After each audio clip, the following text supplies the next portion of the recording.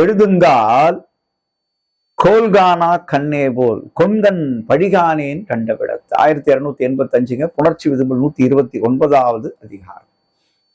புணர்ச்சி விதும்பல் அந்த அஞ்சனக்கோல்னு சொல்லுவாங்க, மைதீட்டும் கோல். இது பெண்கள் பார்த்தீங்கன்னா இப்படி இந்த புருவங்கள்ல தீட்டுவாங்க, அந்த அழகுக்காக, அந்த புருவ அழகுக்காக தீட்டுவாங்க. தூரம் இருக்கும்போது அஞ்சனக்கோல் தெரியும், அப்படி கிட்ட கிட்ட கிட்ட கிட்ட கிட்ட வந்து அந்த கோல் மறைஞ்சு போயிடும், அது தீட்டுறது தான் தெரியும். அந்த மாதிரி என் காதலன் என் அருகில் இருக்கும் பொழுது அவன் குற்றம் குறைகள் எதுவுமே தெரியல, நல்ல புள்ள மாதிரி இருக்குது. அது அவனுடைய அன்பையே நினைச்சிட்டு அப்படியே மயங்கி போறேன். ஆனா இது தூரம் இந்த கோல் அஞ்சன கோல் எடுத்துட்டு போனா அது நல்லா தெரியுது. அந்த மாதிரி இந்த மனுஷன் நம்மளை விட்டு விலகி இருந்தார்னா குணம் தெரியல, அவருடைய தவறுகளே எனக்கு தெரியும்.